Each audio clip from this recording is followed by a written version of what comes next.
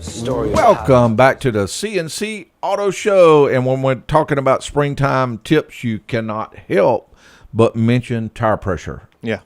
Because of course during the wintertime you're hitting potholes and all these other things, but also just you tend to neglect your tire pressure just a little bit. See, I think of different things. I think you're going to be hauling your boat, your camper, and you want to make sure your tire pressure's right on top. That's true too. Yeah. And going on different trips. So make sure that tire pressure is good, because you get out on the road and tire pressure goes down. Now you're seeing less and less problems with low tire pressure because many cars now with the tire pressure monitor system, right, they will catch it way before then. But a lot of cars that monitor light's been on for so long, they don't worry about it. So make sure if that is the case, they'd worry about it if it didn't come on. Yeah. So make sure you have the tire pressure check. And I'm gonna read the tech tip quiz one more time, and then we'll be going to some phone calls there after that. And what we had was, here's the question, and I mentioned before it was a true story. We had a Nissan Frontier. It wouldn't change gears, had an automatic transmission. We traced the problem down to a melted wiring harness behind the left tail light. We replaced the left rear tail light harness, checked out good, ran all the amp checks, voltage checks, on check, everything, checked out really good. A week later, we had to pull the truck back in, no shift, and of course, once again, it had a melted wiring harness behind the left tail light. What did it turn out to be? And if you know the answer. And the answers, Aaron, did not work on it. I did see it, though. So, all right. You ready to go to the phones? Okay, I'm ready. All right. Let's go over to Billy. All right. Hey, Billy, welcome to the CNC Auto Show, and what can we help you with? Hey, good morning, guys. Hello there. I got a 2008 Chevy Express van, and we talked a couple weeks ago about changing the heater coil in it. Yes. So, I got the book, and I got down there, and it says cut along here to get it undone. I got all that undone. And then it says to go out and undo the heater hoses on the other side of the firewall to disconnect the heater coil. The heater hoses are behind the dryer for the air conditioning unit, and no matter what I took off except that dryer, I couldn't see those heater hoses. How in the world do you get to those heater hoses? They are very, very difficult. Yeah. You're right. If I'm not mistaken, the procedure does say to remove the dryer, which of course you'd have to evacuate that. I'm not going to tell you this is the right way to do it, but I can tell you what someone else did that I've seen. Billy, they actually cut the heater hoses right there where you can see them, visually. Okay. And they put a barb in there. And then, of course, they pulled the whole length of the heater hose right through the firewall. Because obviously you've put your eyes on it. You know how far in those are. That's definitely not the right way to fix it. The right way would be to remove the dryer. Of course, evacuate and recharge the AC system. You definitely can get to them once that dryer is out of the way, but it's tough. I think that's the reason this gentleman did that. Again, he cut them right where they were visible, and then was able to pull it out with the length of hose on there. Not saying it's a bad repair. I mean, it's just, not the way the book says. Okay, my question is will those clamps go through that hole where that heater hose comes through the firewall? They evidently did, because that's the way he did it. So, I didn't see that firsthand, but I believe it would. Because, there's a big rubber grommet there that kind of, of course, will come out with the hoses, too. So you don't know for a fact that he didn't enlarge the hole? Yeah.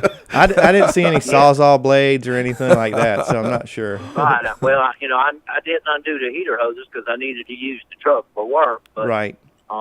I got to thinking that's why the Chevrolet dealer wanted $953 to do it.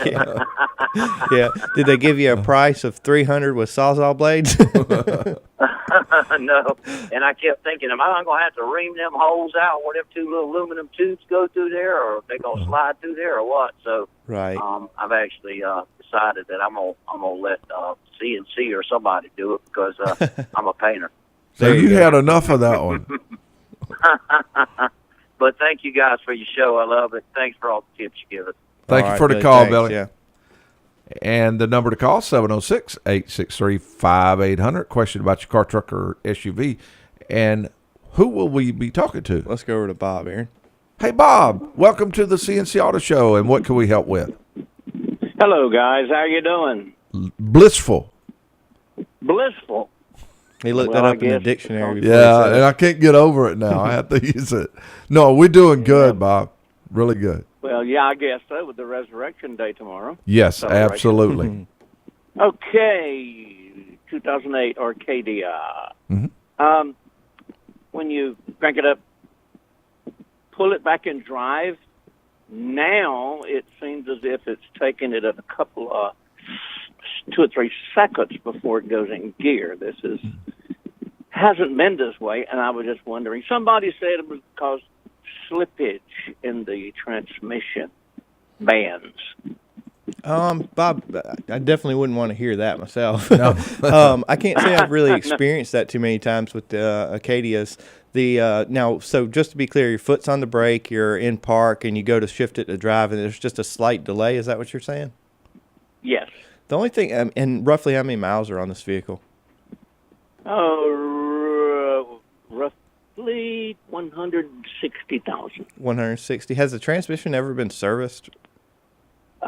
No. Not that you know of. The first thing that pops in my mind is fluid level. What about when it's hot? Does it do the same thing? Say if you drove it for an hour and, put it in drive from park, put it in drive, does it do it then?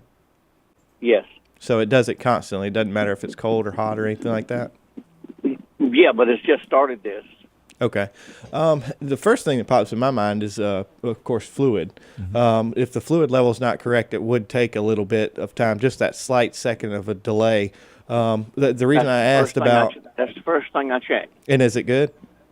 Yes. Okay, so the fluid is full. But is the fluid, what's the color of the fluid and the smell of the fluid? Does it have any discoloration, or does it have any type of burnt smell to it at all, or does it look kind of pink and fresh and have a kind of a newer smell? I didn't check the fluid. I took it to the place. Yeah, the color, you can tell a lot about the condition of a transmission by the fluid itself, not just the level, but also the color of the fluid. If it's dark looking, which my guess is if that fluid's never been changed and it's 160,000 miles, it's going to be dark. But if it's got a really burnt smell to it, you're really wasting your money to flush it.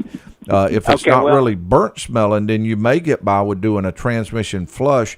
It may not completely fix the problem or repair the problem completely, but it will make it to where it won't wear as fast and you can get more miles out of it. Get a little more life, Yeah, give it more life. There was a time, and maybe the fluid has been changed, maybe 40, 50,000 miles ago, because I had a problem with it, and it was still under warranty. If I drive it over 100 miles, it would get to where, going up a hill, it would drop back in another gear, and then it would never come out. I'd have to almost pull over on the side of the road and let the car rest for a while. Yeah, even if it's been 50,000 miles, I believe I would go ahead in an effort to see how it does. I would go ahead and have a transmission total, fluid exchange. If the fluid is not burnt smelling and if you don't feel any slippage any other time, I believe I would do that, and you would stand a chance on getting a lot more miles out of the vehicle. If it's burnt, I believe I would just consider, if it has almost like a burnt smell, I would consider going ahead and getting a remanufactured transmission put in the car. So you're at that point. There's really not a lot of other tests that you can run. You could run pressure tests and all this other stuff, but you would spend a lot of money on running those tests, and it may not be completely accurate. I believe I would just have the transmission total fluid exchange done and see how it does. Okay. That's good. Thank you for your information, sir, and y'all be blessed, as you normally are. Thank you so much. We appreciate the call. Okay, the number is 706-863-5800. And what we may do, we will ask what we need to do is we'll ask Max if he'll hold on for us. Max has a 2014 Toyota Corolla, and he'll be giving us some ideas of what's going on that vehicle as soon as we return. You think you can squeeze the tech tip in one minute? It would be great to get an answer to that tech tip quiz, wouldn't it? I'll go ahead and mention that. True story, had a Nissan Frontier, would not change gears, had an automatic.